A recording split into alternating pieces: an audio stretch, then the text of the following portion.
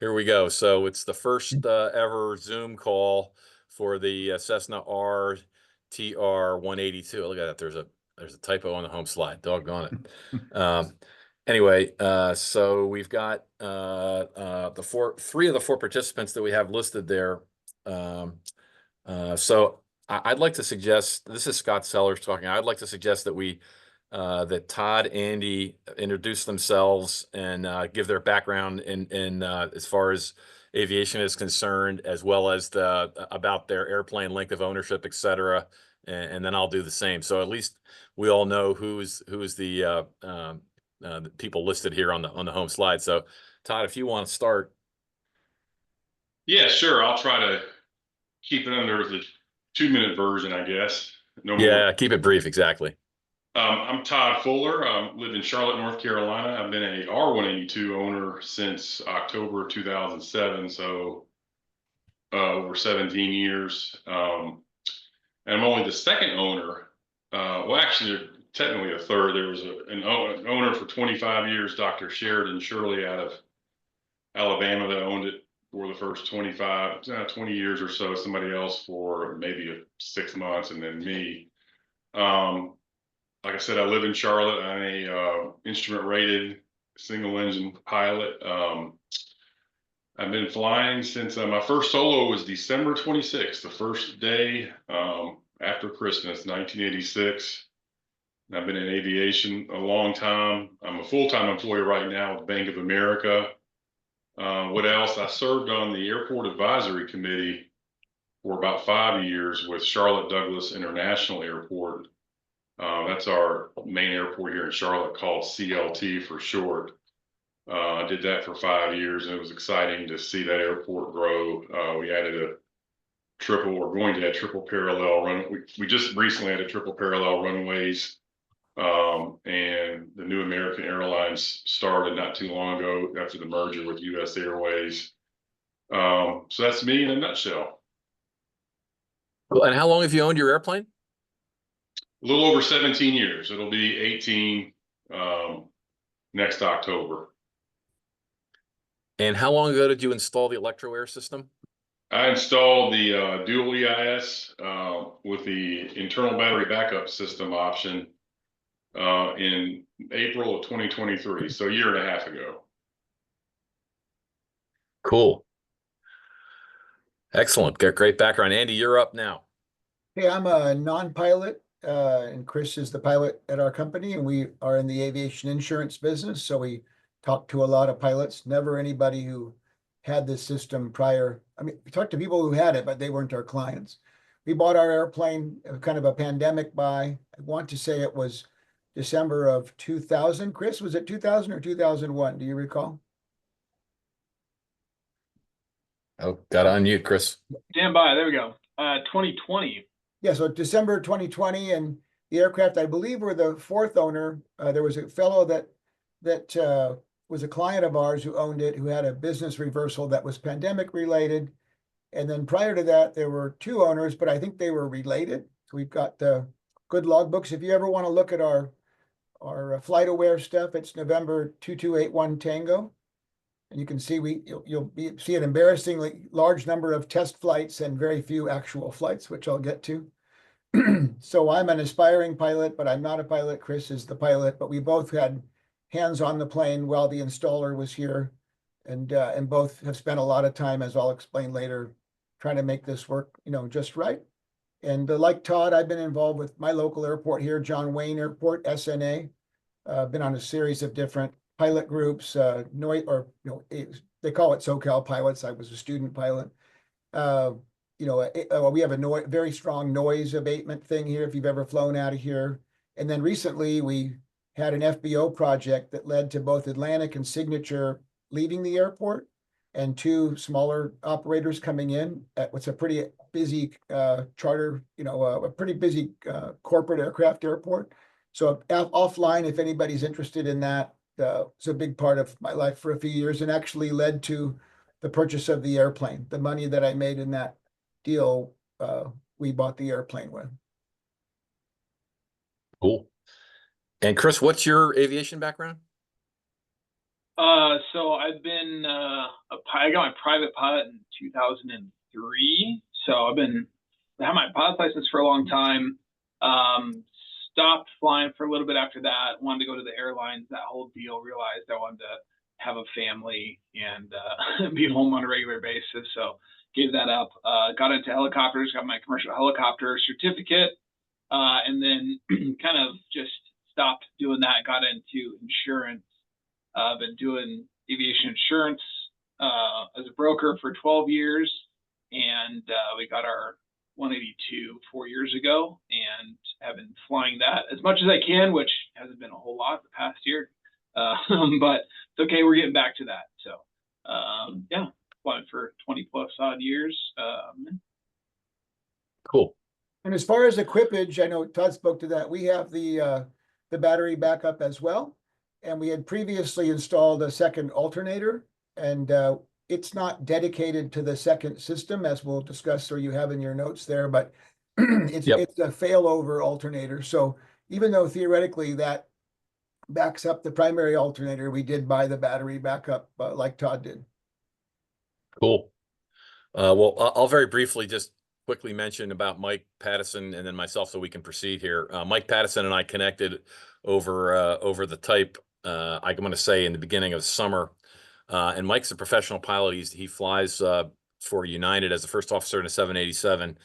And he bought a 300 horse 182 RG in the beginning of the summer. And it had sat for 10 years in Florida. And he and I were talking every day about the repairing it and what to do. And so he and I sort of got together and said, why don't we start a type club? Because we both were pretty thrilled with the airplane. So, but if you look on the site, Mike is a longtime instructor pilot. He actually flies for a rock and roll band as a side gig, and he's got a Cessna 150. I mean, he's like Mr. Pro Aviator guy. So it's kind of cool to have a guy like that on our group. And then me, I'm just sort of the old guy. I've been flying for about 50 years, and I used to be a writer for the Cessna magazine, Cessna Owners Magazine, and was looking for a bonanza when we came across the 300 horse 182 RG about 4 years ago. So let me see if I can advance the slides here, and we can get started. Isn't that interesting? I thought that might happen. Huh. Well. It was working fine before. There we go. Okay. By the way, are you guys seeing the screen that shows everybody's participants and everybody, or is it just are you just seeing the screen with the slide with the text on it? Both. Split it. Both. Okay, cool. I was just wondering which one. Earlier, it looked like it was recording only one, but maybe it's recording both. So, okay. So here's our first discussion item for, what's the rationale for switching from the original, the dual mag to the Electroair system. If Todd or Andy wants to dive at that one, that'd be great. I saw Todd's notes. So Todd, why don't you go first, and I'll just add anything that's a delta from that. I think we had similar experiences when we were preparing for the call. Right. Yeah, the bullet points summarize it really well for me. And by the way, I probably need to correct something I said about my background. My first training flight, my first official flight lesson was December 86, the day after Christmas, 1986. My first solo didn't come till later, 1991. Nothing to do with the dual EIS system. I'm trying to be accurate. We're not going to look at your logbook. Don't worry. Yeah. So for me, the journey began many years ago with my shop. This is going back 10 years ago or more. I think we were going through getting ready to go through another 500-hour overhaul, AD on the Bendix DMAG system, as they call it, D2000, 3000. And I made a comment, something like, "Yeah, it wouldn't be nice, John." That's the owner of the shop, the director. That they had an electronic ignition, and he said, "Well, they're actually working on it. They have single, electronics in other airplanes, single electronic ignition systems on the airplanes, but nothing for your airplane yet." And then about, I don't know, a couple years ago, somebody made a comment that, hey, they're about to put one together for the R182, a dual electronic system that will completely replace your 500 hour. Yet we were getting ready to come up. We were approaching the 500 hour limit again on my mags. So basically that started with me. If you know me a little bit, I'm an analyst. My full-time job is analyst with a much longer title than analyst for Bank of America. And I just like to get into the weeds on things.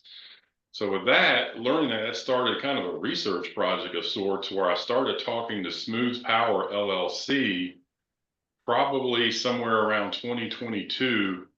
Smooth Power is the distributor that makes this system for Electroair. And there was one gentleman there that I talked to a lot and just took a lot of notes about the history of the dual mag system, the components, and all those. And basically, after several conversations, lots of notes, there was a delay. They had an issue with the Chicago ACS FSDO not approving basically the paperwork that slowed down the final approval. But he said, hey, when you're ready to release this and the FAA gives us the go ahead, give me your email address and we'll let you know when, we'll get shipment going and all that. Well, another 6 months went by. Early 2023 comes, and I was like, I haven't talked to Smooth Power in a long time. I haven't heard from them. So I gave them a call, and they were like, yeah, we tried to email you, but your email bounced. And I forgot that at the time, I had a university-based Gmail address, and in Gmail, Google got rid of all those if you were an alumni and not a current student. And they were the one person out of 300 plus that didn't update my email address. So I updated with them, of course, and they basically shipped the components in early 2023 to my shop. Installation began sometime around April 1st. And that's kind of the semi-short story and how I got into it. I got into it. I love the idea of just getting rid of that 500 hour AD on the system. The fact of having an electronic system, variable time, it's like a modern car. Our most modern vehicle sitting in my garage next to me is a 2023 GMC Yukon, and it's, the airplane's electronic ignition system is basically comparable to it. In fact, it starts just as easy, if not easier, than all our cars. So there's a lot of benefits, but just getting rid of that 500 hour, the smoothness of starts, and performance benefits were all intriguing. And it's all before I got the system, and have all played out to what was sold to me as I've had the system now for 18 months. Cool. Well, I think part of the value to this discussion is that Todd and Andy and Chris have had sort of not similar experiences altogether. So does Todd or Chris have any brief comments on this slide, or before we move to the next one? I think you meant Andy, Chris, so I'll jump in. I'm sorry, Andy, excuse me. That's Yeah. okay. So our journey is very similar. I would say that I'm a person that leans or runs towards technology and advancements and that thing, sometimes to a fault and at my peril. I also had been speaking with Daryl and a little bit with Mike, the owner of Electroair, and read probably 4 or 5 different magazine articles about it. Was leaning towards this with the idea that performance would be nice, but the first thing was just the safety, the redundancy. I hadn't focused on the AD much because we've had an airplane that we've done a lot of improvements to and have not spent as much time flying it as we would like. It's part of our story. Right. So I would say that the story was very similar. As far as the why, I was probably calling Daryl the same time that Todd was. And again, kind of we had done a major avionics upgrade. Everything Garmin has, tore a lot of the wiring out of the plane. We've painted the plane. We've done the interior. We're in the business, so it's a business expense, and it's a tool we aspire to use more for the business. So there was some tax aspects of the when we purchased. I kind of got it at the end of 23, and then began installing it when I could schedule it in 24. And that'll figure a little bit into the story. I do feel I rushed into it a little bit, but we'll cover that later.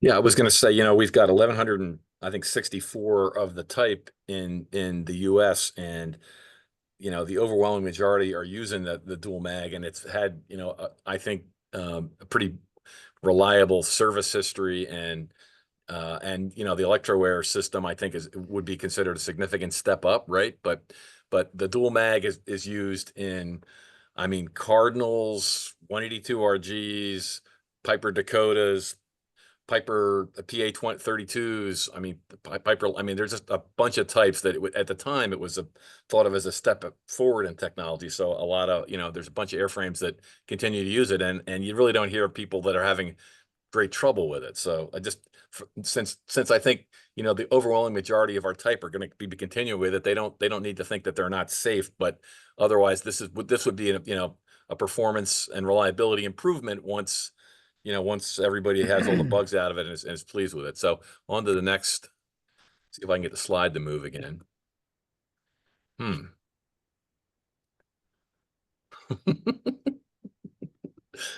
Yeah, I'm pushing the advanced thing and it ain't moving. Well, if you know the topic, I think Todd and I can kick it off while you're, oh, there. Oh, there we go. Okay. Cost, because that's usually what the first thing people say is, oh, it's doing well, what's it going to cost, right? So I should tell you guys that I went and looked up, oh, maybe this slide doesn't have it. The parts, the individual items cost, that'll be in the next slide. So this is just for general reference. If Todd or Andy have a comment about, these are based on 2023 numbers, right? So maybe today it might be a little bit more expensive than the 15,000, or what do you think is a realistic installed cost figure? Well, our cost for the unit, including the battery backup, was about $10,100. There's $1,000 that you get back for turning in the Right. magneto, so you can take 1,000 off of that. We'll call it 9,100. I did have to follow up on that. They received the magneto and I had to follow up twice to get the check, but I think it was an oversight. Wasn't any skullduggery. The next thing really is the installation, which I think is really the bigger story about this system as far as variability of people's experience and impression on it. And so we had a fellow, and I can talk about him offline, who is very closely aligned with the factory, who's a mobile person who comes out of the upper Midwest and goes around the country doing both installations and warranty work.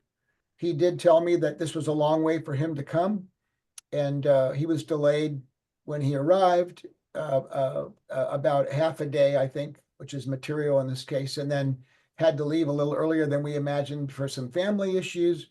And we paid a fixed price. I believe it was about $5,000 for the install and his travel, which was about another $1,100. And then we've spent about $1,500 since then with our A&P on some things we'll speak about when we get to the R experience page. So I'm in about $17,500. And in related news, we didn't have use of the airplane for other than test flights from February 23rd until early October.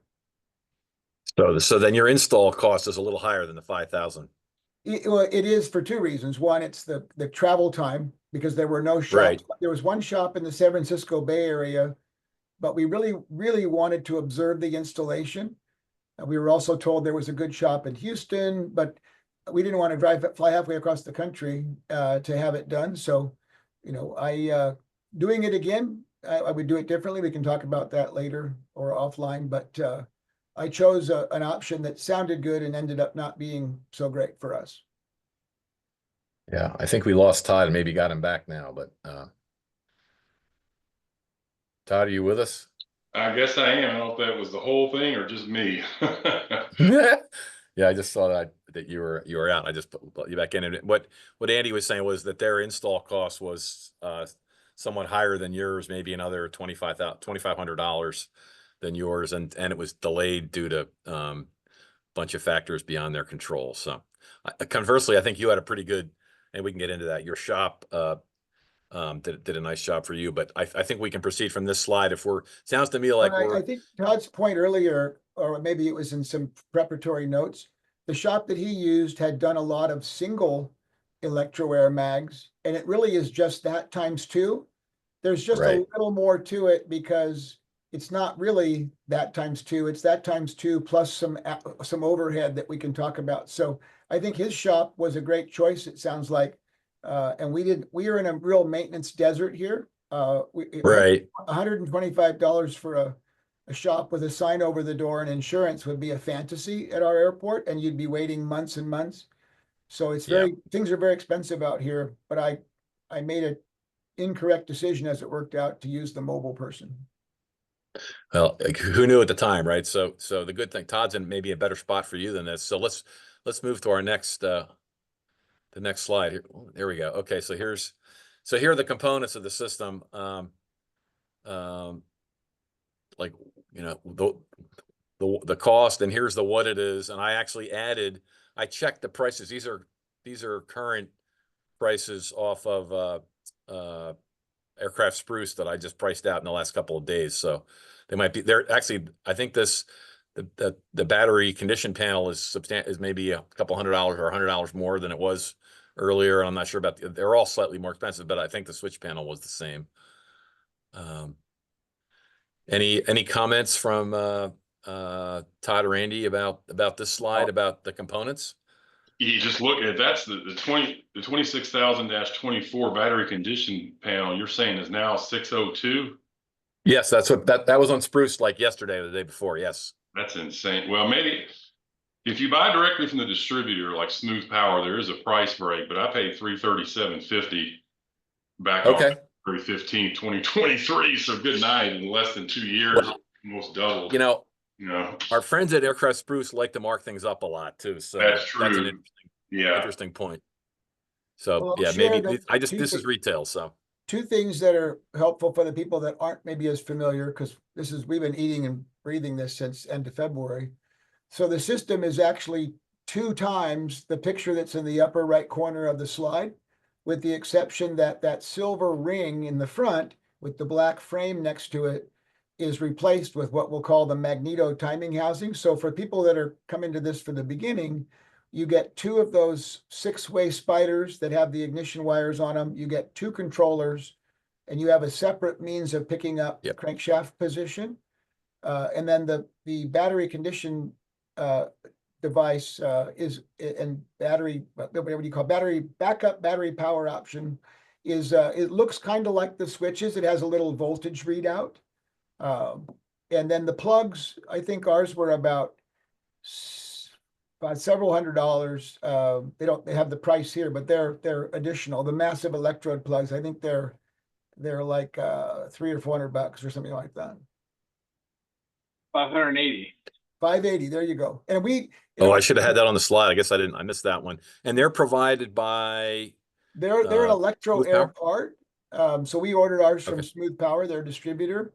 The other thing Okay, so it came with was a little different was that we put in an intermediate set of plugs that Daryl from Smooth Power approved to be the plugs that we ran during the lead shedding portion of this. And depending on how worn in your engine is, for us, it was probably 5 hours of operations, including some ground time, to get, the sort of 90% of the lead off the cylinder walls, piston head and cylinder head.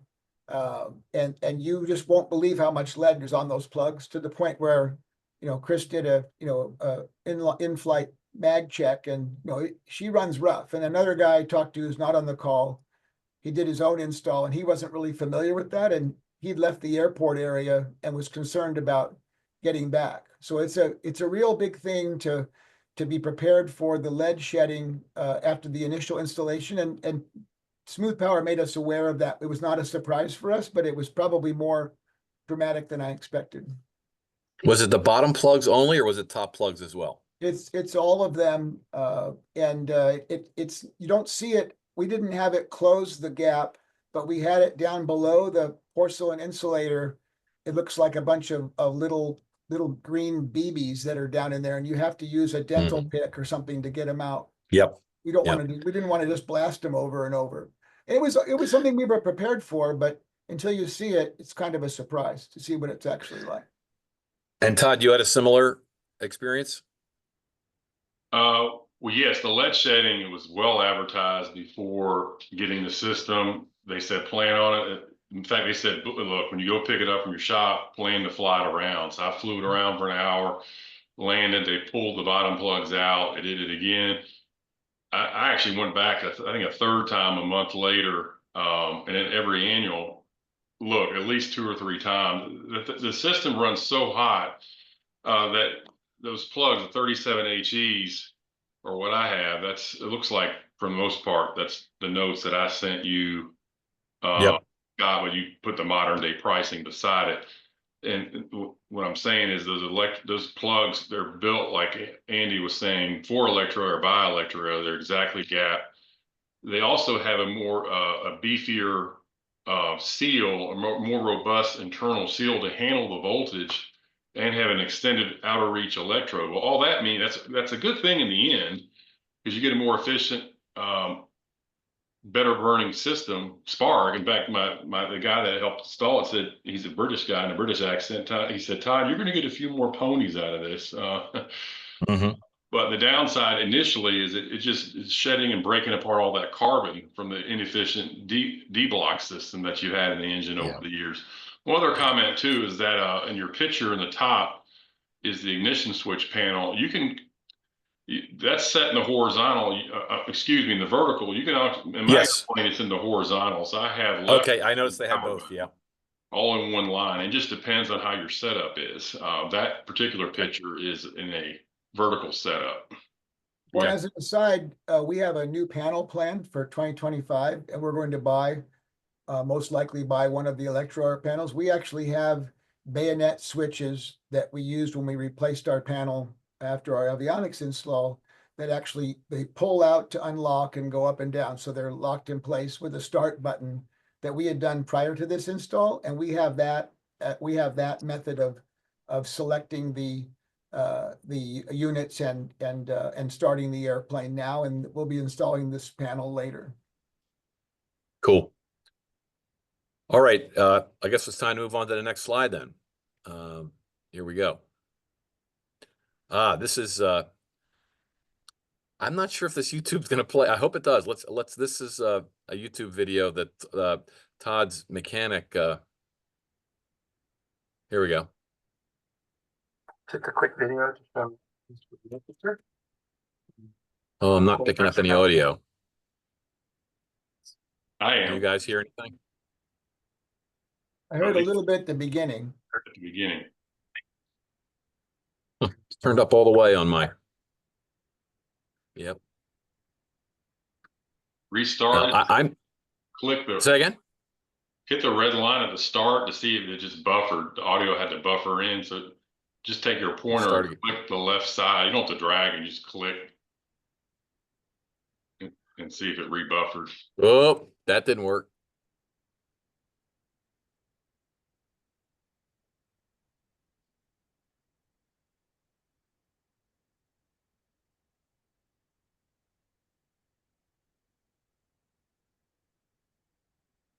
I don't hear anything. Do you guys? No, we do not. I do not. We did it. Yeah, not now. I did it first, but not now. Yeah. Oh, unfortunate. Well, it's in the slide deck anyway for people that want to see it. But I know here he's talking about how much extra room there is. I mean, you can see how much room around the oil filter there is. That's a pleasant thing when you're changing your own oil, and it helps you not make a mess.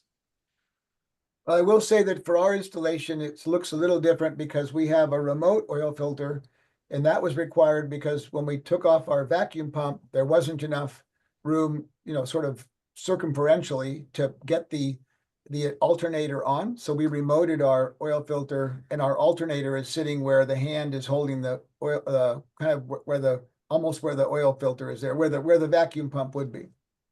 Is that your vacuum pump here, Todd? What did you have, or is your vacuum pump removed?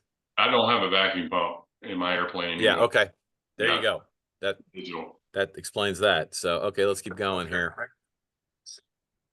You can see the system up above there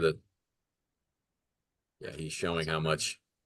That's just like luxury right there for safety wiring and so forth. That's a lot of fun to see how that much room. And it's at high def, so you guys, the viewers, when they get the slide and request it and you click the link, it's pretty clear and audible. Yeah, the audio is really good when you play it. That item with the white sticker on it for the uninitiated was the magneto timing housing. So that goes on the accessory pad where the dual magneto went before. That it's kind of a little blurry there, but where that black wire comes up from lower left to upper right and kind of has some white shading, and then you have the white label, which is a label. This thing, yeah.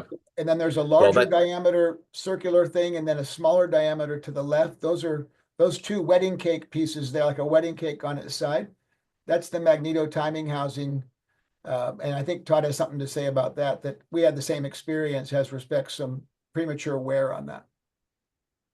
Looks like it mounts right where a single mag would mount, so it's running off the accessory case, right? That's right where the dual magneto came off. And in fact, I asked the question about weight. People ask that question because our airplanes are nose heavy. And once you add the controllers and the distributors, if you will, the coil packs and the other accessories, there's not really much of a weight change overall, or weight for CG basically. Right. Okay. Well, I'll just finish the video here. Nice clean engine compartment. Love seeing that. And there's your Electroair system above. Yeah. All right, cool. Oils, you can see all 6 for all 6 cylinders. Yeah. Yep. So nice to see. All right. So too bad we couldn't hear all that, but I think the visual was decent. So, I know I came across a copy of the Aviation Consumer article, and they made a big deal about in order to have a successful result, you need to have a substantial, pre-install plan. And I know Todd mentioned that he'd done that extensively. So Todd, could you talk about that? Well, yeah, absolutely. So for me, like I said previously, I did a lot of research, and that's a lot of function of me. Not necessarily because of the system. I just like to know all the ins and outs. And Andy made a comment earlier. I agree with. I kind of gravitate towards technology, but I've been burned on things. Like I was the first guy to buy a certain model of your vehicle. And I won't mention it because but I had all kinds of problems. And what that told me is like, okay, gravitate towards technology, but maybe wait to get the 3rd iteration of it or later. Yep. So with this one, there's a lot to be said. I don't want to get something new. And the crankshaft trigger wheel and the magneto timing housing have been in existence for more than 10 years. They've been used on experimental aircraft, and they can be used on a prop that spins up to 14,000 RPM. That's what I learned from Smooth Power. Those things made me comfortable. This wasn't a new thing. It just was new to being certified with R182. So going back to your questions, my shop, I was well prepared with the data and the facts. I had more than enough, and people were just getting bored of me talking, the numbers behind it if I started talking to them, except guys like you guys are pilots and interested in owners. My shop, the other part of that, I'm a little fortunate in that my shop is like a 3-front store. They're professional mechanics. They have IAs, they have AMPs.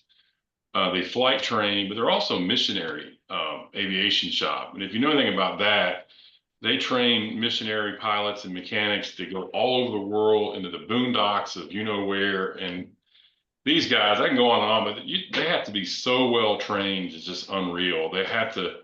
My shop, the head of my shop is what's actually known as a DME, an FAA DME, Designated Maintenance Examiner. He's hired by the FAA to test applicants who want to become maintenance people, AMPs and all that. So I feel fortunate. They're not afraid. They've done several. They're not a production shop. They haven't done tons of single electronic mags, but they've done enough where it was an easy step for them. They had a couple of hiccups, and we can get more of those later if we have time, but I'm sitting here looking at my notes about one hiccup they had over a screw and something broke, and they talked to Electroair and they had the part by like 3 days later, and it was not an issue.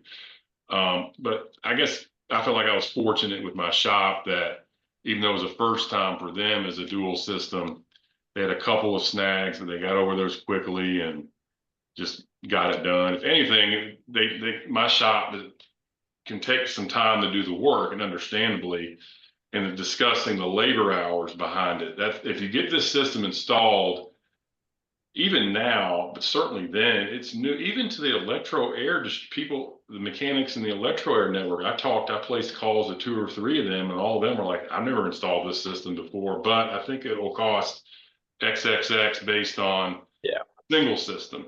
So the biggest thing that if I had to do it all over again, there isn't much that I would do differently. The only thing I would do differently is have a nail down with my shop, even though I've been with my shop for 15 something years. Is, hey, this is new to you, just like it's new to me. What are you guys going to charge me on labor? Or do you have a really good idea? Because we had a little bit of back and forth when it was done. And it's understandable because they train, like I was saying earlier, they train missionary pilots and mechanics, and they know that. So they back out of their labor. If it takes them, say, 100 hours to install X part, they know in reality it should take 20 hours, but maybe 80 of it is spent training and stuff. They'll back that out. And we had to do something similar for this system to get the labor hours at a fair point. Interesting. And I'm not sure if you could share the name of your shop now, Todd, or maybe people could contact you, but it sounds like with your experience with it, if it were me, I might even want to fly my airplane to your shop. So yeah, I'll be happy to share it with they're in the name of the shop is Compass Aviation. They're in Shelby, North Carolina, just west of Charlotte. They're a small shop, but very busy, and they like I said, they do customer work on custom airplanes, and then flight training, and then missionary stuff, missionary training, missionary mechanics, and missionary pilots. yeah. I wonder if now that they've learned how to install it on yours and it was 40 hours, if they could do the next one quicker. Probably. I don't want to put words in their mouth, but I know they put in gross hours, they put a lot more than 40. I'll be honest. I need to be honest. They'll tell you that. But there was new to them aspect, and they were also training some mechanics like, hey, here's this. Right. That's kind of a half joke, but there was some stuff that was rude. There was a training. Even if I were to do, let's say I was going to take my airplane there to do a basic oil change once every 4 months. They may have a mechanic who's never really that good with, at the time, doing the safety wire. So they may say, hey, Todd, it's okay. We're this guy. Right. Sure.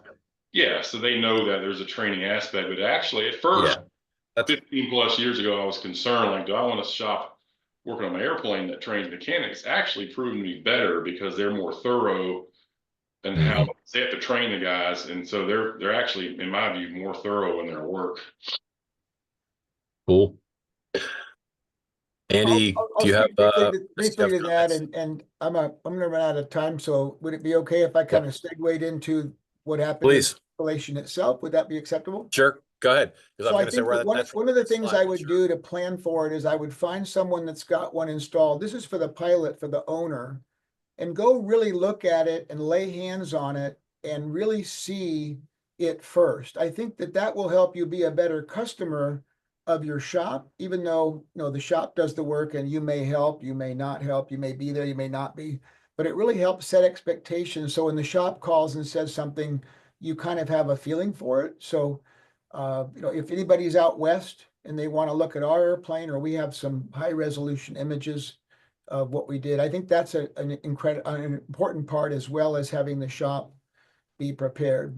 So we had a mobile person who was supposed to be out basically Monday, after Monday evening, and I think leave on Friday.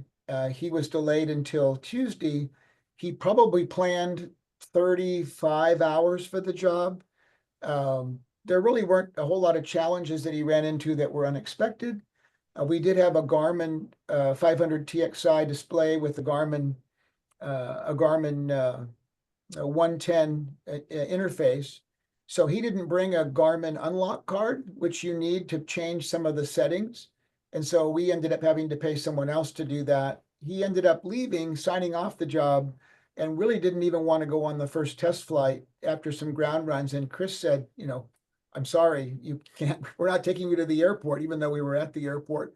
You have to at least go on the first flight. And then he sort of skated out. So A couple of the things that make our installation unique is that we had purchased a new propeller, a 3-bladed MT composite propeller, also late in 2023. If any of you guys buy insurance, you know it's a lot more expensive than it used to be, and that means that we're making more money. So we were incented to spend some money before the end of the year. So some of our outcomes as far as smoothness and making book numbers and the like could be related to the propeller installation. I'll tell you specifically that we also had to replace our starter, which was working just fine. For those of you who don't know, this system, it won't start until the propeller's spinning at a certain speed. It just won't start. I think it's, I can't remember the number of blades that have to pass, well, per second, but it's our battery. We did a desulfate, even though it had been working great. And they do test your main ship battery prior to signing off the system because it's so important. So between all that, had to get a new starter. Our battery was fine. We also subsequently rebaffled our airplane because we had some CHT issues. We just wanted to be sure it wasn't that. So I think that it's true that if you have some problems with your plane, for instance, you don't have a multi-probe CHT, EGT, maybe some of these problems would never show up. But when you're getting this really granular data about your airplane, and we use Savvy, which I'm a strong proponent of. First of all, Chris gets the data from the Garmin and puts it on his big monitor in his office, and we look at because we did a lot of tests. He did a lot of test flights where he would operate, doing a gammy lean. He would operate at different altitudes, different settings, trying to see what the book numbers were versus ours. And having that data and being able to analyze it on your screen and then have Savvy speak to it, we potentially found a couple of minor induction leaks and things that become more apparent when you really look harder. So the guy we used knew a lot about the system, but he was rushed, and it didn't serve us ultimately.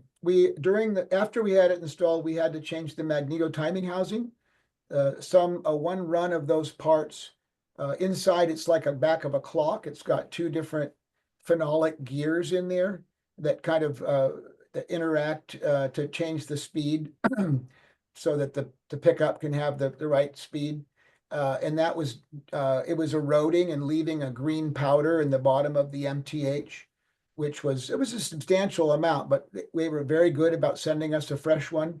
Our crankshaft timing wheel, which was pictured in the picture you had earlier, the wheel itself is two 180-degree portions of a circle that are connected to give a tooth pattern that runs circumferentially there around the crank, and then it has one little gap in it, and that gap is where the magnetic pickup picks up the interruption of a magnetic pulse, and that's what gives you your timing there. So we had two problems there. The wiring was chafed by the installer, in part because Electroairs had a run of magnetic pickups where the wire wasn't quite as flexible, the bend radius, when it came out of the epoxy that seals it at the top of the housing, the non-business end of the housing. And then this ring wasn't installed correctly. It was not evenly put on the crankshaft, so we had a bigger gap and no gap. And that was causing our very sensitive electronic tachometer to bounce around. And that wasn't immediately apparent. So part of this $1,500 we spent and many months, because the guy's not always available, our local guy, was finding these problems. We had a tack relay that we weren't sure about, that we weren't sure was ever problematic as we were troubleshooting the tack. And then Daryl accidentally shipped us the wrong plugs, which luckily we didn't think they looked right. They were protruding into the cylinder longer than we thought they should, and he very quickly picked up on that and shipped us the correct plugs. Both Daryl at Smooth Power and Electroair, Mike Koblik, were cooperative, as was Mike's diagnostic team.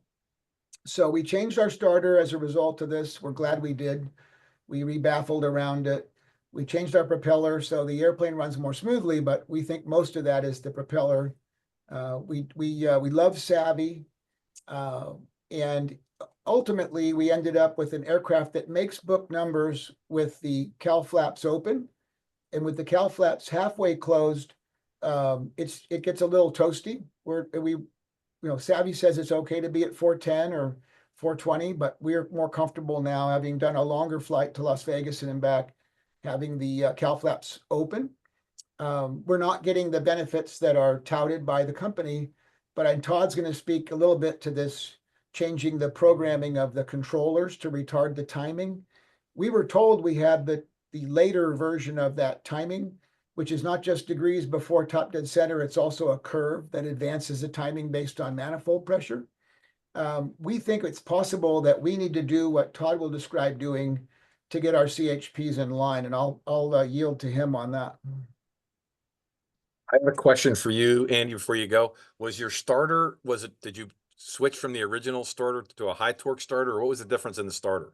So the starter didn't turn the propeller fast enough. So we did buy, it wasn't one of the super lightweight ones. I looked at all the different choices, and Spruce is just a few miles from us, a 20-minute drive.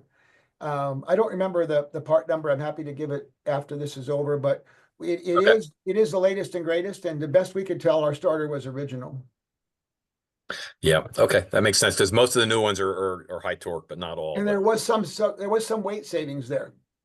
Yeah, the lightweight, like I have a Lamar on mine that spins the thing like crazy, and it's probably half the size of the original starter, but has more torque. But anyway, so cool. you know, ultimately the plane does start more easily, as Todd said. Again, we weren't sure if that was the mass of the propeller, but I think candidly it is the electronic ignition. But we still have this kind of sour taste in our mouth for not having our airplane for 7 or 8 months, 7 months, I guess, and back and forth, and so much drama.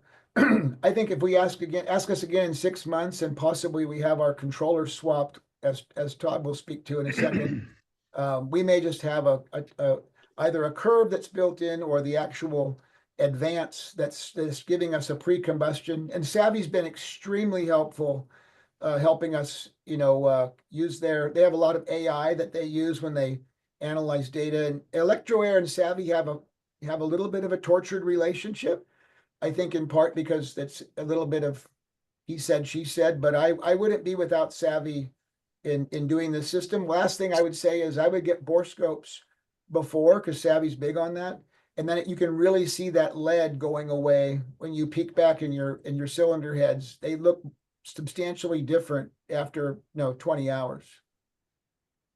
When you're able to lower your CHTs and can control and close your cowl flaps, I bet you'll pick up some speed too. Oh no, and I also feel like that will, Chris, in the very beginning, he was in a normal modality with the airplane, and it was like 410, 420, 430. Oh my goodness, he richens it up. He could tell you more about what that was like. Yeah, that's jump off the call here, but it was he would come back. He was basically a test pilot for a lot of that time, and not super comfortable about that, as I wouldn't be either.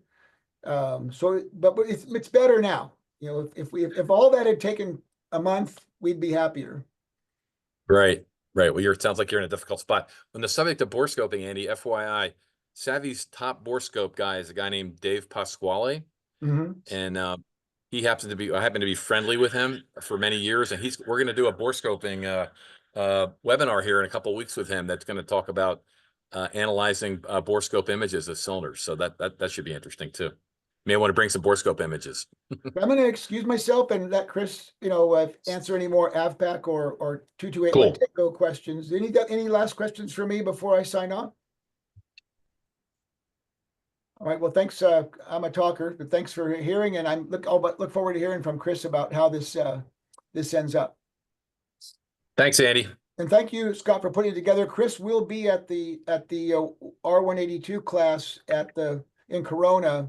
I think it's this coming weekend or weekend after. Yeah. I think it's this one. Yeah. Paul New's great for that. That's going to be really good. Okay. Bye for now. It's Friday. See ya.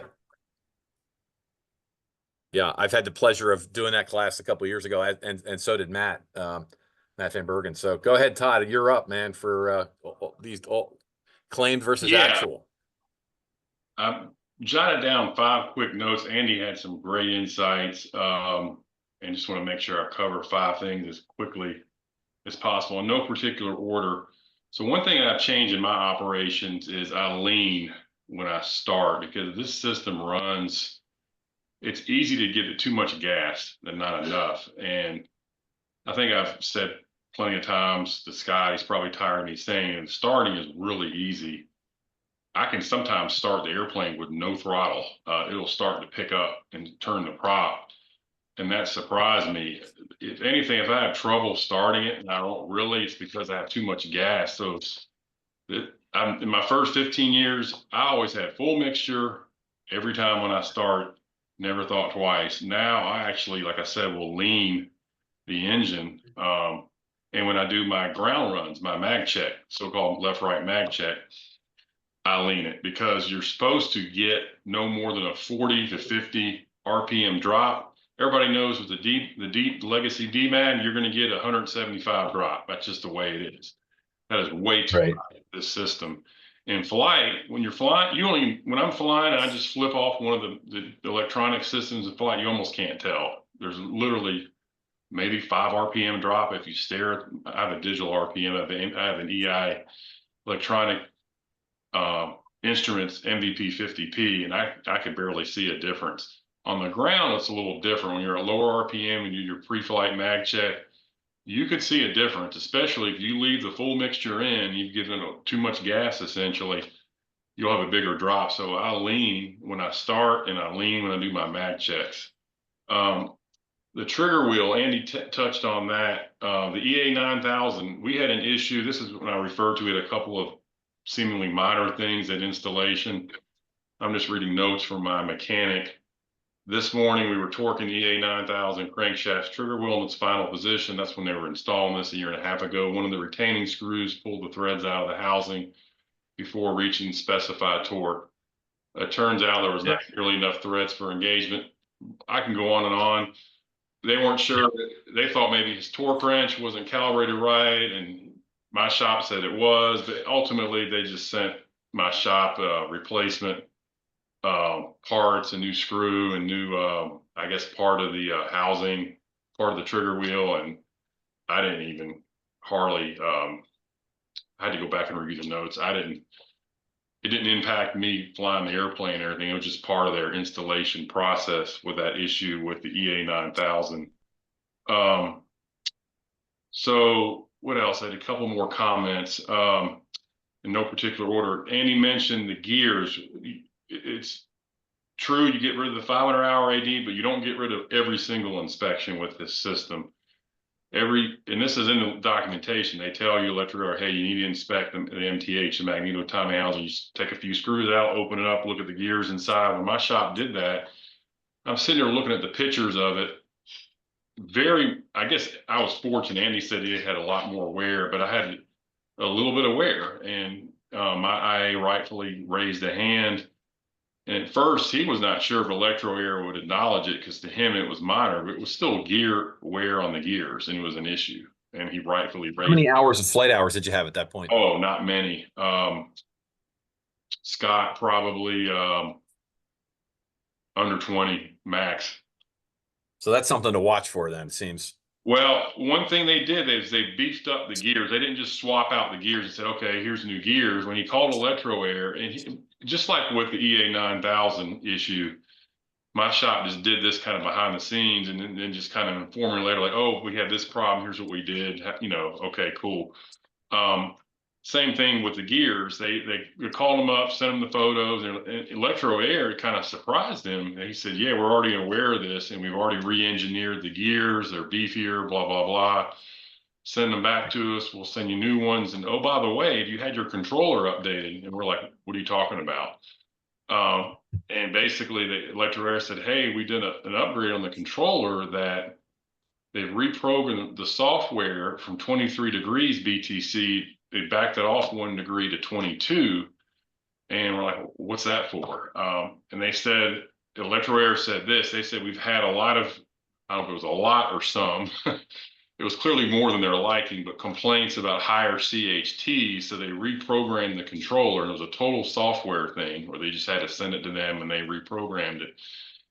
For me, I had a little bit, I remember with the original legacy controller timing, I was flying to Washington, D.C. with my son, and 1 or 2 cylinders did get up to around 440, and I didn't like that for a brief period of time. So I cracked open my cowl flaps and complained to my shop. But after they did that, they did the controller software update along with sending me back and the new gears, the beefier gears. My CHTs, in fact, yesterday I flew for 2.5 hours and did an IPC, an instrument proficiency check with a friend of mine. I've known him. He got me into flying back in the 80s, just as a regular pilot. He later became an instructor, and he's now a DP, a designated pilot examiner. So when I don't get enough approaches, if I don't get 6 approaches and a hold and all that every 6 months, I just go to him for an instrument proficiency check. He said, "Are you sure your cylinders aren't running hot enough?" And I'm like, "Well, I'm not doing a good job of leaning right." And I backed out the mixture a little bit, and the CHTs we were finishing our last part cruising from Montgomery Airport, Montgomery County, back to Charlotte, which, if you don't know anything about that, that's about a 50-mile run or so. The point being, maybe I'm fortunate or call it whatever, but especially since that controller software has been reprogrammed, here's another thing. I've actually been flying with my cowl flaps closed almost the entire time, which is a mistake, and for a different reason. I left them closed on the ground yesterday, and when I got up in the air and we took off IFR into a 600-foot cloud deck, my ultra-sensitive carbon monoxide indicator spiked to over 110 parts per million. I'm like, that's not good. It quickly went down, but the cowl flaps were the problem. I leave my cowl flaps closed on the ground all the time. That kind of traps some CO that burbles off the ground. I've had the same thing. Yeah, so like, Todd, you can't be. It's great that you got low CHTs, but at least, Todd, keep your cowl flaps open on the ground. Silly until you So get what up. were your CHTs in cruise yesterday? They were in the upper 200s when Ron squawked at me, "Hey, like, are you sure those are not too low?" And I set Upper my 200s. Well, you want at least 300. They say yeah. to So I scavenge the was like, lead. yeah, and it wasn't that long of a cruise. We only had about 40 or 50 miles to go. So I said, "Watch this, Ron," and I backed the mixture out to where I should have had it, and they rose to around 330, 340, 350. Yeah, there you go. And what were the outside temps at that time? well, at altitude, we were at 5,000 feet. Ground temps were about 70 degrees. So That's pretty warm. Yeah, that's good. yeah, 5,000. It's been a little bit warmer of a November here in Charlotte than normal. At 5,000 feet, I think it was around 60-ish, give or take. Okay. So yeah, did I cover the 5 points? I think so. I know I kind of threw a bunch of things at you guys fast, but I know it's time. No, it's good. It's all good. I'm wondering what comments Chris has. When it's 70-degree outside temp, what CHTs are you guys seeing? Yeah, if it's ever 70 degrees, part of the problem when we got our aircraft kind of running after our mechanic had come and worked on some things, it was 100 plus every day. So yeah, well, that's it was near impossible to get anything reliable in terms of numbers and performance and what we're actually going to do. But on a normal day now, with cowl flaps wide open in cruise, I've always leaned aggressively on the ground in flight. Kind of keep it. We're at 50 feet elevation here at John Wayne, so on the ground is always leaned, max lean for taxiing and all that good stuff, and then full rich for takeoff and initial climb up to about 3,000 feet. But after installing this system, I have to kind of lean a little bit earlier because it's not happy. Yep. Rich. Yep. We did have our mechanic adjust our ground idle screw, and that helped out a lot. So now I can start at idle, basically 800 RPM and 3-4 blades. It starts, and it's nothing dramatic. It just kind of turns over like a car. It's so that's really good. But yeah, kind of cruising along, cowl flaps wide open. I'm getting, we have a pretty wide band between the hottest and the coldest cylinder. So hottest is 390-ish, and the coolest is like 360-ish. So there's about a 30-degree spread. Cowl flaps closed, we'll get hottest, 410, 415. Yeah. And, Cool. coolest just under 400. So I've kind of resolved to just leaving cowl flaps open. I'll eat the, 1 knot or whatever, 2 knots. But in a perfect world, we'd operate how it's intended to be operated. So part of originally I had to just fly really rich until we replaced our magneto timing housing, which allegedly didn't have any reason to cause the CHTs to run hotter. But I feel like after we replaced that, I had less of an issue. And after 7 hours, we had a handful of powder in there, and there's a safety bulletin, I guess it was, they issued that said after 50 hours, if your MTH hasn't failed, you can keep using. It wasn't really, comforting. Wonderful. So when we saw that at 7 hours, and I sent them a picture, and they've been good support wise as far as sending out new product and things like that. They do push back a little bit in terms of, well, you sure it's not your tool or your mechanic or something like that, but they're relatively good at providing parts and whatnot. So but yeah, so I think now our next piece is the controllers. So our controllers came with a 22-degree top flow advance, according to the install, our mechanic who installed it. We haven't been able to actually verify that is what the controllers actually have. So Okay. Electroair hasn't been able to say, yeah, we looked up your controllers and we can confirm it's 22 degrees, not 23 degrees. We've talked to them about taking out the curve altogether and just have fixed timing instead of variable timing. Right. That's one of my questions. Yeah. And Savvy's recommended that as well, at least as a test, and see if that helps. Give you a baseline. Yep. Yeah, and I typically lean to a fuel flow anyways. So Right. I might lean to and keep an EGT, and then at cruise I lean to a fuel flow, and I can get pretty close to book numbers. Definitely not an improvement over book numbers by any means, but unless I want the CHTs to get too cold or too hot. So Yeah, until you have the new software and all this stuff figured out, I mean, I don't think it's really fair to make a judgment as to whether or not your fuel economy is better, or all these things. So it's kind of yeah. So yeah, say. That's something we have to work with them on. Some of their tech guys have been really helpful as far as what timing we have and what does what and where it works and how it works, and really taking the time to educate us on how that works. So, but the next kind of test for us, I guess, is to have them take out the variable timing altogether and just go to a fixed timing. Yeah.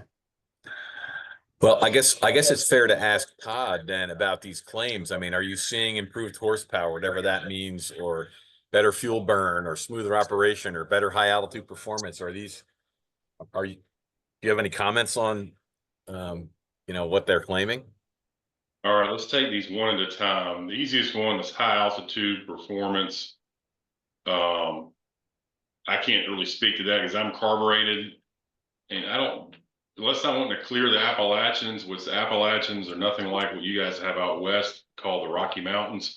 I rarely go above 12,000 feet, and 90% of my cruising, even on longer cross countries, is in the 8 to 10,000 ballpark. Fuel economy. The company line is, and I've seen this before, hey, you're going to save 10 to 15%. I think I read somewhere on Electroair that somebody had a Mooney. Yep. It was claiming to save 20%. Yep. That's what they said. I don't know if I'm buying that. I'm a pure analyst at heart, and I do fuel burn. So here's the thing, trying to make this story less long. I got the EI MVP 50P, and it's got everything, fuel flow, all this, but I'm having a separate unrelated issue with my fuel flow we're reaching the end of it in resolution, but I can't rely on my fuel flow. Even if they're working, I have to have my K factor set correct. Correct. That's right. fuel flow. So I'm a pure pen and paper. How many gallons did I burn? How many hours did I fly? And do the math. And the story is still being written. Make no mistake. Your fuel burn is not going to be worse. It's going to be at least as good. So let's put that on the table. Okay. And that gets me into Okay. the second part. See, there's a kind of a gray area or a shade of a nuance here you have to be aware of. Like the performance, there is better performance. The spark burns hotter. It's more efficient. Let's face it. And see, Right. I intend to go through as an analyst and take all this data, and my NDP50 measures brake horsepower. I'm getting, safe to say, 2 to 3 knots. I mean, I'm banging around the airspace at least as fast, if not faster, than an old DMAG block. So at a certain brake horsepower, it's possible I'm getting as good or better fuel economy. But because I'm flying a little bit faster and hotter, my fuel economy can appear to be the same, if that makes sense. Yep. Now it does. So Like I say, the story's not over with this thing yet. And this reminds me a little bit when tuned exhausts first came out. You know, it's yeah, improved power and but more, you know, smoother, better fuel. No one knows what that means, right? When it first, it takes a while. I just don't want anybody to walk away from this thinking, oh, I'm going to buy this system because I'm going to save 20% of my fuel. Please don't do that. That's not the first reason why. Right. I think you're going to get, depending on your airplane, your fuel burn is going to be no worse and probably be better. But for me, I take a more analytical approach, and it's going to be a long, like 2 or 3 years of data. Then I'll come back and tell you guys. Sure. Sure. Well, let's try to wrap this up. I was going to say, so for both, for Todd and Chris, would you guys do this again? Would you, if you were going to start from the beginning, would you go down this path again? Yes. Chris? If I had Todd's shop, yes. Yeah, that's what it's all about. Exactly. I mean, looking at that video, that install, I was kind of hanging my head in shame here. But, you know, for me, it's for us, our experience, it wasn't plug and play. I mean, right. I was a test pilot more times than I cared to be. And we've had a whole new avionics panel installed and lots of other things where I've had to play test pilot a lot. And I don't love that. I got a young family and stuff, so I'm not super stoked when I have to do that kind of stuff. But you know, knowing what we know now, you know, I like the redundancy of the true two systems. That's kind of was my selling point before I really knew that the single shaft never really had any failures. You know, fuel flow, we're not saving anything, so we had a bad install experience, and the system rang out some other issues in our plane as well, like the induction leaks and things like that. So right. you'd have a really tight, fine-tuned, you know, plane to begin with before you put this thing in, because you're doing a heart transplant, you know, and our plane was not happy about it. So we're right. How many total flight hours do you have on it right now, Chris? We have about 12. Okay, so that's I wouldn't consider that to be a lot, but since you just went on a trip, that's good. You're gaining data for sure. Yeah. Again, we don't have a ton of data to pour over, and I've just got it to the point where I can actually comfortably fly it, you know, and take it the distance. So our last 4-hour trip, yeah, it was reliable. Everything worked well. So things are looking up. Todd, how many hours do you have on your Electroair system? Probably about 100. I haven't logged it up, but I've been flying on it for that's a lot. 2 years. I've been to Washington, D.C., Orlando, Florida, the coast of North Carolina a few times. So I've flown some with it. All right. Well, we've definitely gone overtime here, fellas. So I think we can wrap this thing up. Does anybody have any closing comments that we haven't already covered? I don't. Well, I think I would say I appreciate everybody attending this. When my internet connection dropped, and this is more of a question for you guys, is I don't know, the second or third time I went for my 500 hour, it was getting, you know, the last I did in 2012, and the price was already north of $1,000, I think. and we had to have one shop redo certain things about the 500 hour and the DMAG, the old legacy DMAG. Our parts, I mean, that's another angle too, are the overhauling. I heard parts were getting hard to find and costs were going up. I don't even know what it costs to do a 500 hour these days. I never really know if I want to know that. Yeah. I don't know. I don't know because I don't have that system in my airplane, but Let's see. all right, I just fellas, I had, got one. Go ahead. sorry, just to interject to answer Todd's question. I just had one done, I think 2 weeks ago. And I was trying to do a quick pull up. Let's see. 1750. Okay. They have trouble finding parts to do your 500 hour. Nope. Okay. It turned around quick. Yeah. Actually fairly reasonable for what it is. Interesting. Yeah. Now, I have a final question before we close for you guys. I'm getting ready to make a bunch of long sleeve t-shirts with this logo on it. Anybody interested in those? I think they're going to be like 15 bucks a piece or something. Anybody have any interest in those? Absolutely. Yeah. I'll take one. Okay, I'm gonna. Certainly do, Sorry? Scott, but I'm 7 feet tall, so it's going to have to be a 3XL T with a T on the end. Oh, geez, because I was gonna go XL, 2X, and just large, but oh my god. All right, well maybe I have to get All right, well you may have to squeeze into a 2X or maybe I don't know, whatever. I'll get a see if they have a 3X for you. It's With a taking T. just to get to the point where ordering. I've been having trouble with the vendor, so. Yeah. All right, cool, fellas. Like I said, we're gonna have another one in a couple of weeks with for about cylinder bore scoping with you know, the industry's top guys. So that should be pretty interesting. Cool. All right, appreciate it. And let me turn this off if I can. How do I do pause recording?